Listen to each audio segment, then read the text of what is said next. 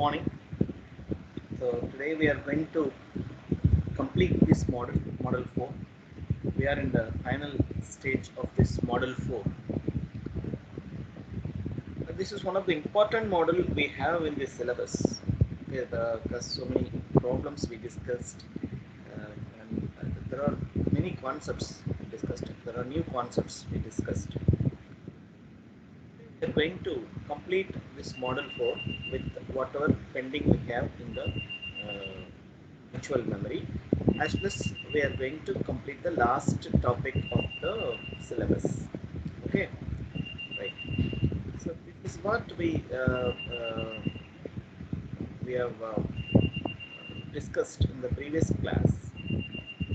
So we have a page table, and this page table is residing at main memory,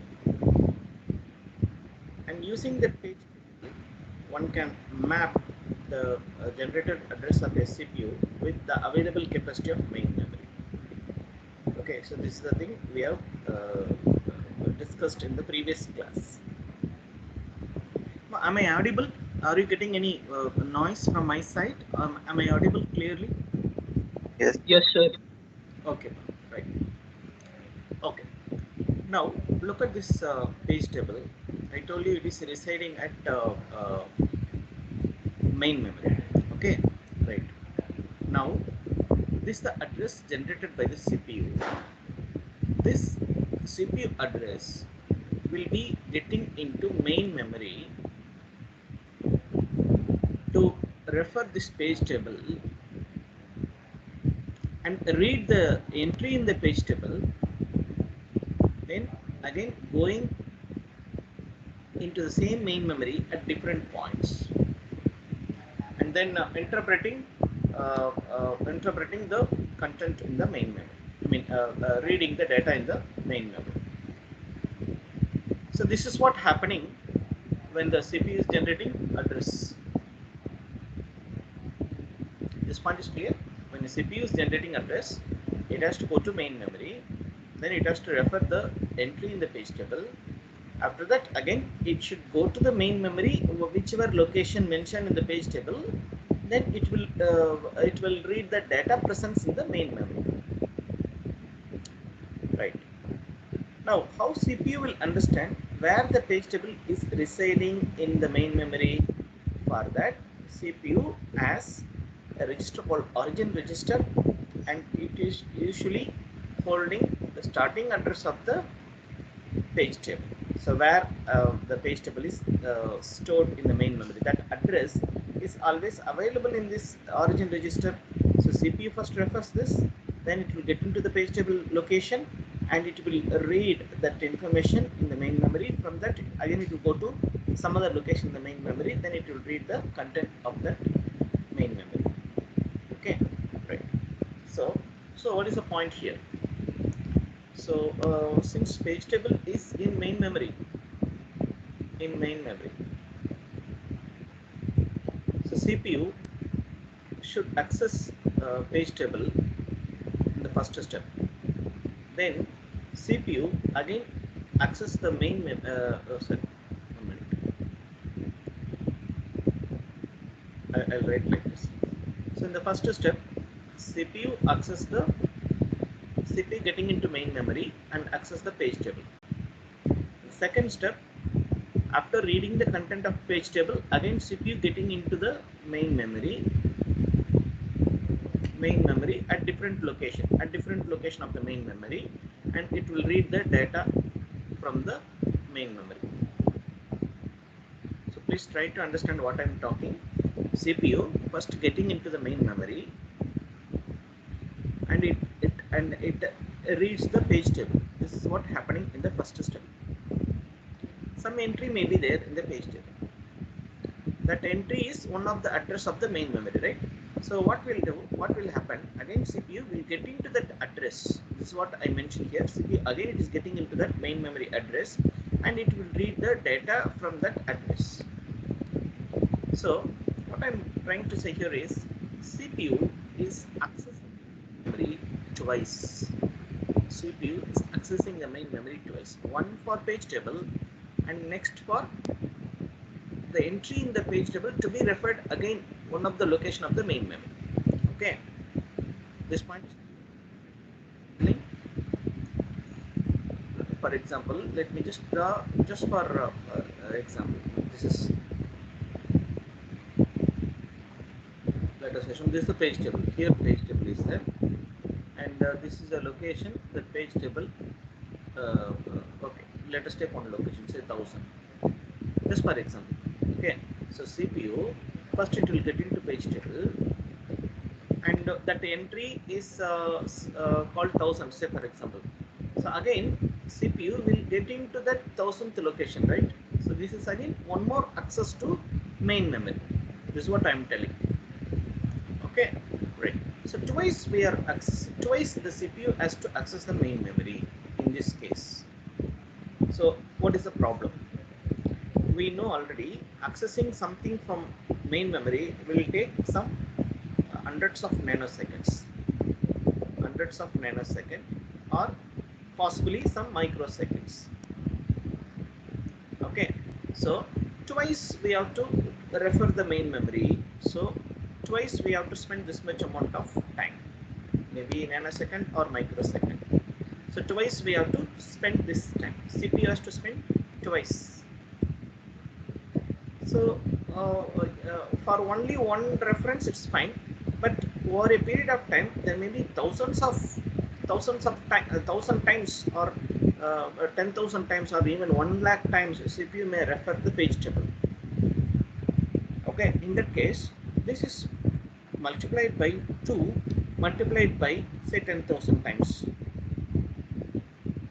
So this gives overall,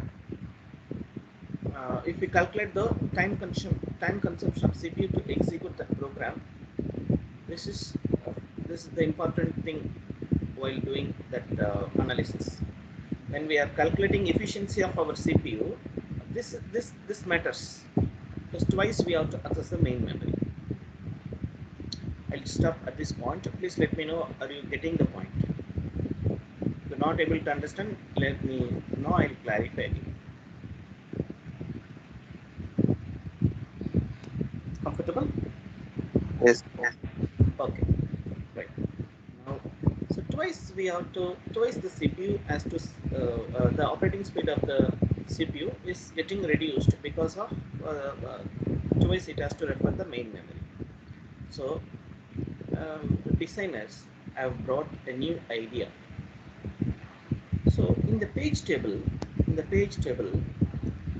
look at the size of the page table.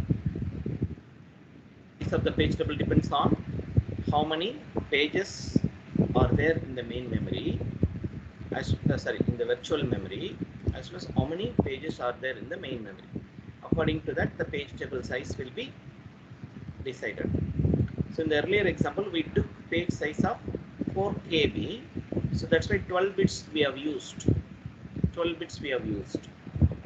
Okay, and for that 256 rows and 5 columns page table.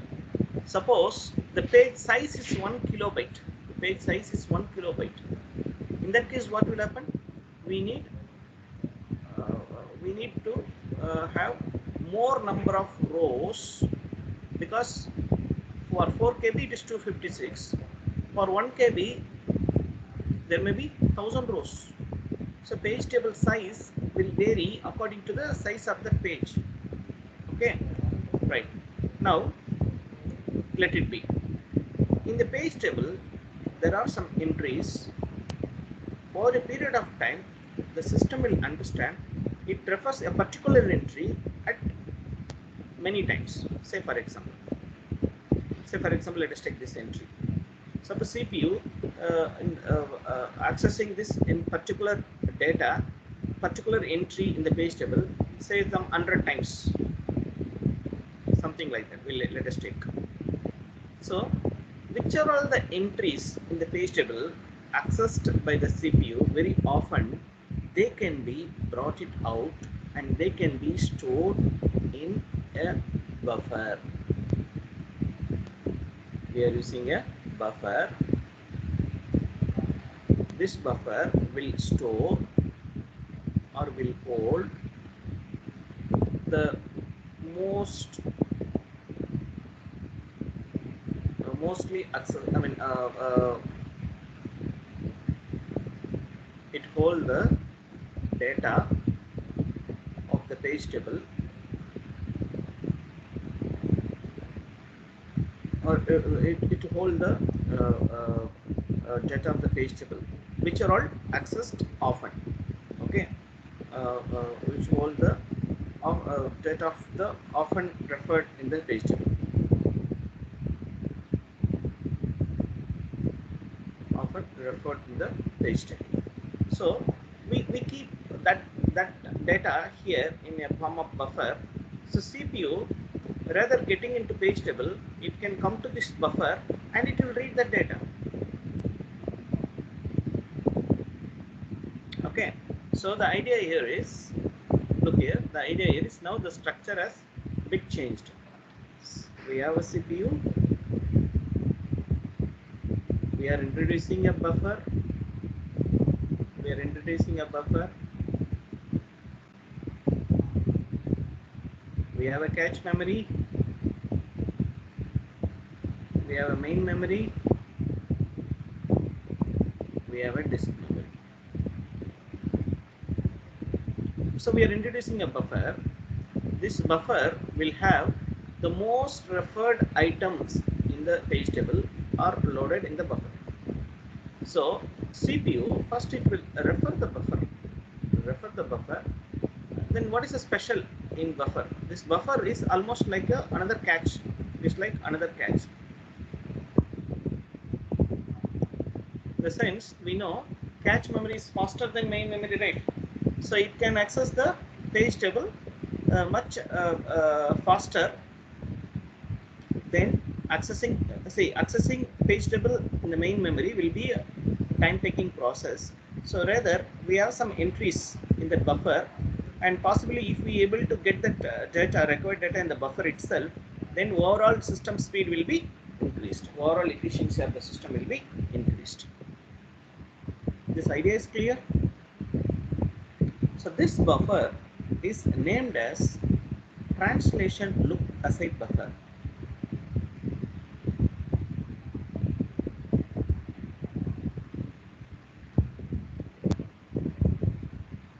In shortened form, it's called as TLB. Translation look aside buffer. So this buffer is called TLB. TLB is like another cache made up of static RAM. So it is faster. So page table, a part of the page table may be loaded here. So CPU need not to go to main memory to refer the page table. It can refer the TLB buffer. So how the buffer will be something like this, like as per the cache, it is also having a valid bit, and recently accessed data, what is called page table data. If page table data is there, then the valid data will be 1.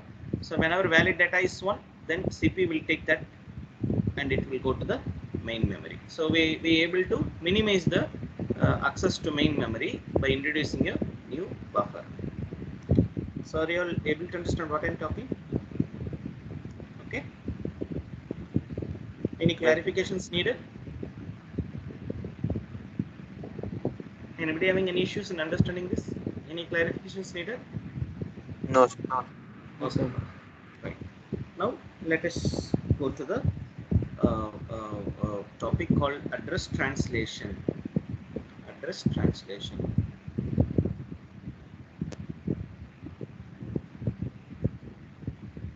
So what is this topic, address translation? It refers when a CPU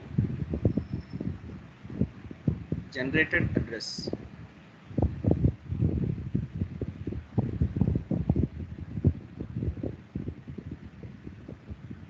when a CPU generated address, then what happens? We are not knowing, right? We means we are programmers. So designers have developed some schemes. So whenever a CPU is generated an address, that address will be taken to different levels. That is decided by the designer. We are not going to modify anything on that. We are going to understand how it is working, how the things are working. That's all. Okay. Now let us take this address translation scheme with the diagram. So first thing is, let me take this way. CPU is generating address. CPU generating address. Okay. So from this address, first it has to go to TLB, translation look aside buffer, and it will refer whether the record information available in the TLB. So there are two possibilities. One may be yes, it is there in the TLB, or it may not be there in the TLB. Right? Okay. Suppose if it is there in the TLB, let it be. If it is not there in the TLB, let us go. Then I will complete this yes case also. If the information is not in the TLB, then what is the meaning? What is the meaning? The TLB size is, look here, the TLB size is not matching with the page table size. Please listen carefully. The TLB size is not equivalent to page table size, because it is a cache type of memory. No, it's a costly device. So this cannot be constructed with a larger capacity. This is constructed with a smaller capacity. For example, there are 256 entries in the page table. In our example, we have discussed.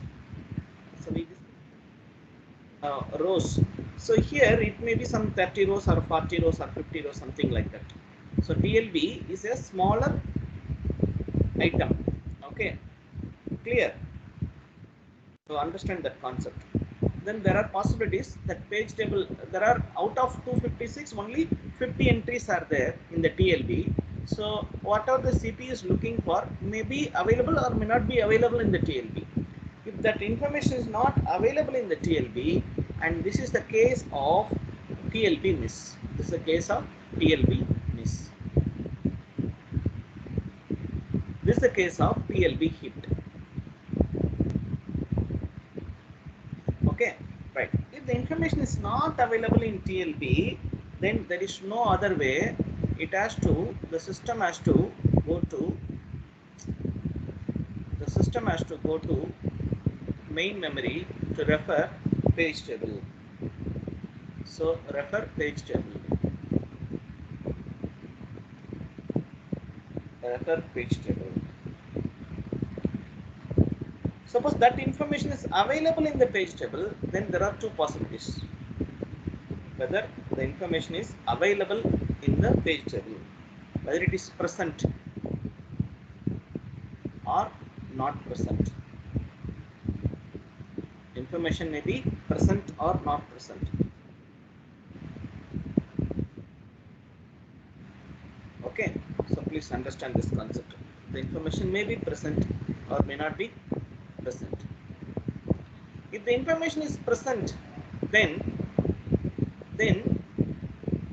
what it will do, the system will go and check whether that information is also available in the cache. So check in cache.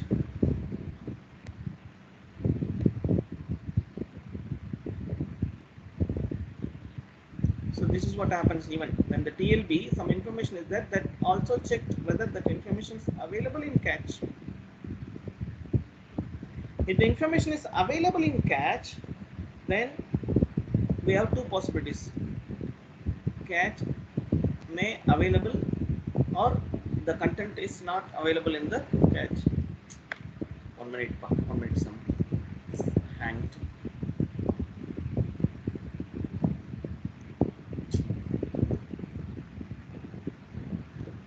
Often just doing this.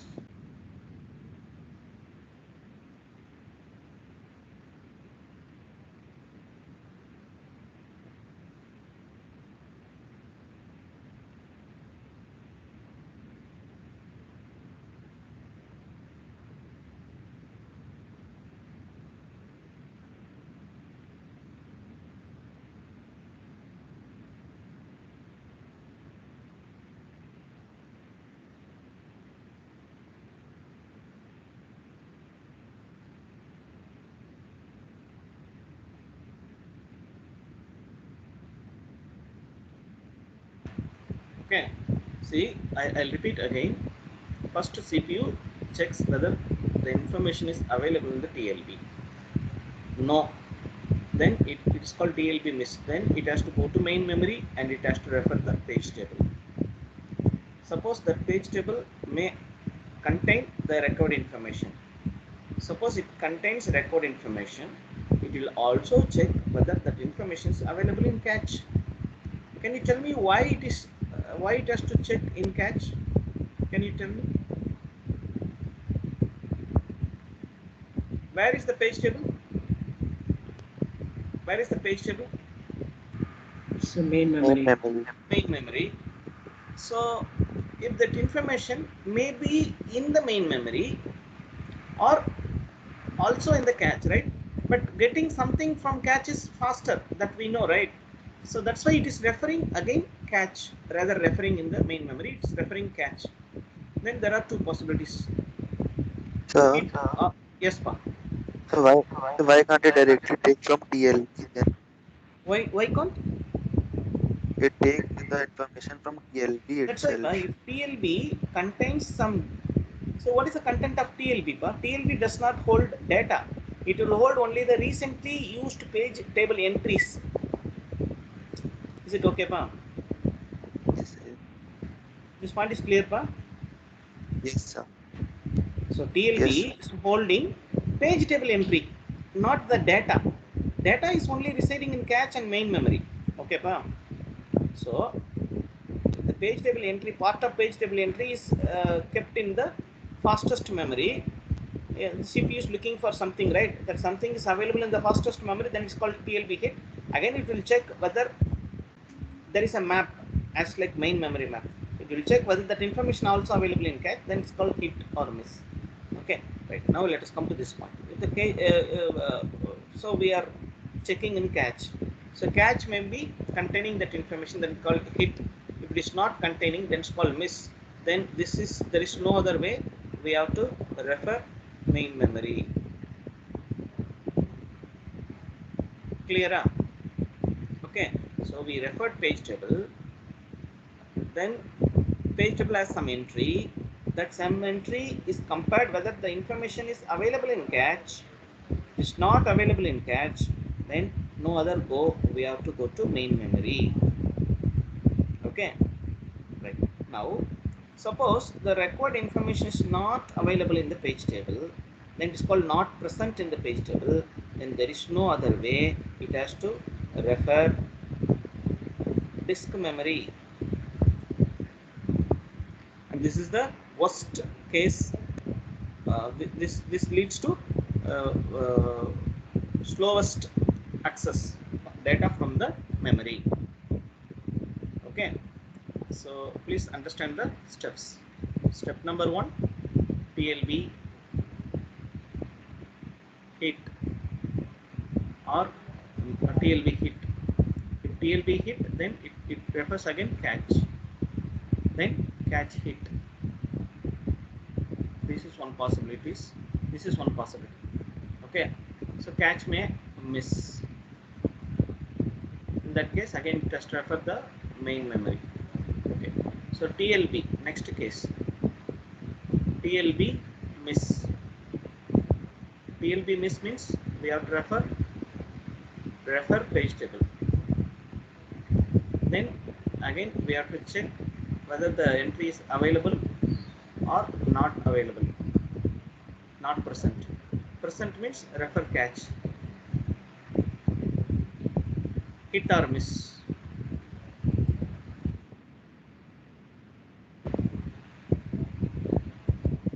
Hit best. Miss no idea. Go to main memory. Not present, it means it has to no other go. It has to refer disk memory. And this flow is the time consuming flow. I'll mark that flow with a different color. Please understand. I use that.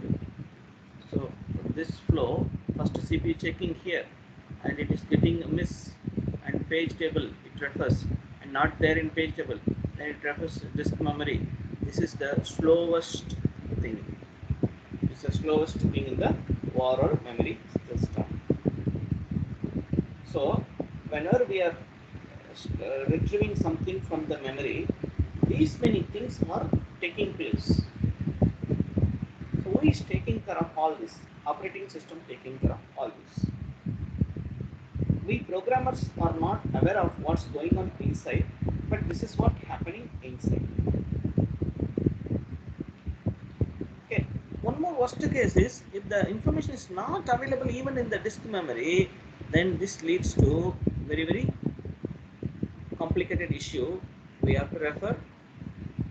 Then there are two possibilities that also we can enter. So there are two possibilities here. The information may be in the disk memory, it may not be in the disk memory. So again, yes or no. No means this is the utmost problem in getting the data. If it's not there in the disk memory, then there is no other way. We have to go to secondary devices like flip flops or memory stick or hard disk, external hard disk. Like that, we have to go to get the data. Okay. Address translation concept is clear. Address Yes. translation concept. Now that's all about model 4. But I would like to discuss some problems, simple problems given in the PPT. I've already uploaded this in the PPT. I already uploaded the PPT, but I just want to clarify the problems given in the PPT. So this problem is related to catch. So we know uh, catch hit or catch miss. That based on that we have this form. Okay, right. So what is called hit? Catch hit. How many number of times we tried? How many number of times we tried? That we will keep it at the bottom, the denominator. And how many times we received that information from the catch? This is called hit rate. Okay, so it is in simple terms. It's like number of times the data in catch divided by number of times we tried.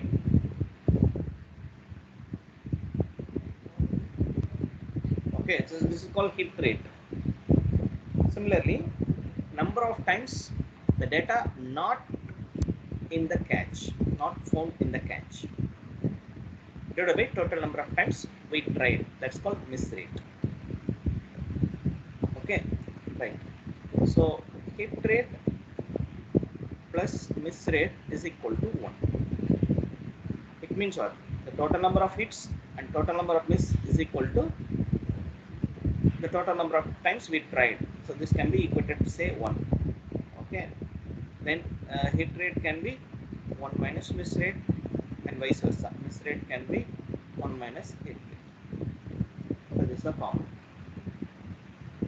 Clear? See, try to understand the concepts.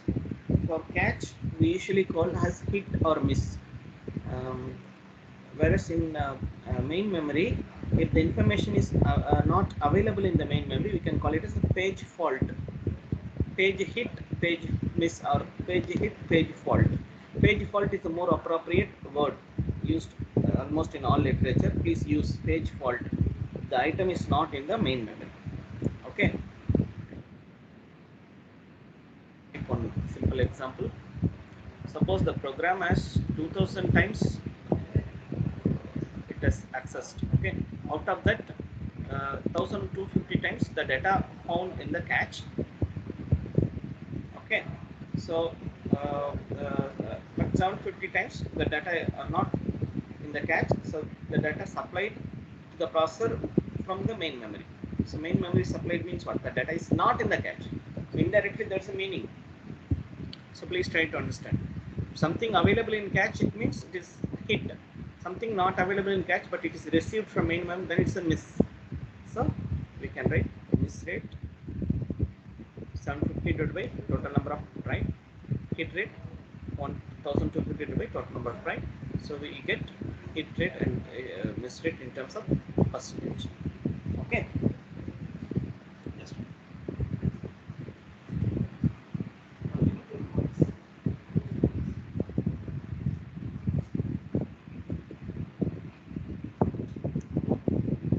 okay.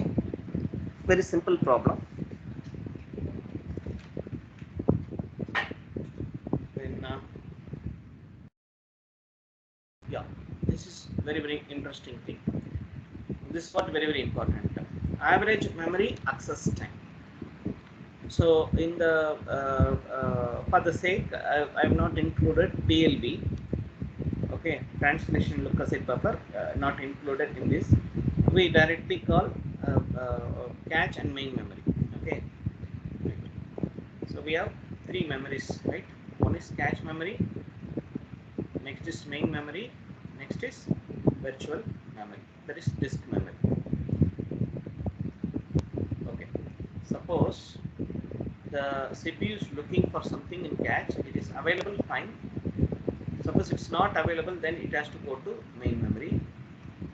If the information is not available in memory, then it has to go to virtual memory. So this flow we know, right? Now let us write that in terms of equation. Suppose the information is available in cache, then average memory access time is equal to the time taken to access the data from the cache. Suppose it takes 1 nanosecond to get a data from cache, then average memory access time is equal to 1 nanosecond. Suppose the data is not available in the cache, then it is nothing but miss rate in cache. It is multiplied with the data may be in the main memory. So time taken to access main memory, we can multiply. Okay, so I'll write like this so that you will understand clearly what I'm talking. Suppose the data is available in cache, then it's called C time taken to access the data from cache. Suppose it is not available in the cache, then where it can be the miss rate of cache multiplied with time taken to access from the main memory. Suppose this is not available, in the main memory, then what are the things to include? The miss rate from cache multiplied with miss rate from main memory, then time taken to access from the disk memory or virtual memory. Okay, so here MR cache is the common term, that's why it is taken out. So T cache plus MR cache, T main memory, T. So what is T cache? T cache is the time taken to retrieve from cache memory. T main memory, time taken to retrieve a data from main memory, from the disk memory. That's it. This formula is clear. This equation is clear. Yes. Right. Let us take one simple example to complete this one. So here it is given. There are two levels of memory shown here. Disk memory is not shown. Let it be. So there are two memories are shown: cache memory and main memory. If we able to access something from cache memory, it will take one cycle. If the information is not available in cache memory, then miss rate percentage will be 10%. Okay. If the information available in the main memory, if you want to read that information from main memory, it will take 100 cycles. Look here, usually like this only. That's why we should have some efficient algorithm, so that most of the time we are able to get it from the cache. It's 100 times, 50 times. It's a slow. Main memory is so slow compared to cache. Okay. Suppose it is available in main memory, then in 100 cycles, it able to retrieve from the main memory. Okay. But miss rate is given 0% because only two levels of memory is given. That's why 0%. Most of the time, if it's not available, then definitely it will be available in main memory. That's the meaning. Okay. Now, if you want to implement this average memory, if you want to calculate the average memory access time for this one, what to do? First, we have to supply the data. So this is one, right? So this should be supplied here. So miss rate of catch is given 10%. So 0.1 you can substitute in this place. 100 we can substitute in this place. So this term is not given because time taken to virtual memory is not given in the data. So that's why this is not taken. So just a substitute, you will get 11 seconds. So the average memory access time is 11 seconds. Clear? So this type of calculations are also important to analyze whether that CPU is fast or slow. So it is based on calculating the average memory access time for every instruction fetch. So these are the things, and one more thing I think I'll note it down in a sheet, and I'll solve that also. With that I'll stop this class. So there are so many problems we discussed. So any doubt in this problem? It's very simple. Any doubt in this problem? Shall I move? Yes. Yeah, thank you. So let me take one more problem. I'll just write down. See, these things you can see in the video because this I tried to convert this into PDF and upload, but there are some issues in doing that. So you can, even if you refer this, you will not understand. So you have to watch the video, then only you are able to understand whatever written. Okay. So let us take one simple example. Consider a cache. Consider a cache of 64 blocks with block size of 16 bytes. Then what is the block number? What is the block number for the byte address 1600? So there are 64 blocks and each block holding 16 bytes. Okay. Then some address is generated by the CPU. In that case, which block it may get into that? Okay, so this is what we have to calculate. Okay, easy. Got 10 to 6. Shall I'll solve here because it is stuck. I cannot move downward. Getting stuck. So first thing is this is the address. This is the address, and this address is divided with this address, right? So this address is divided with block size. Block size. So 1600 divided by 16. So we will get 100. We will get 100. Now this 100 mod operated with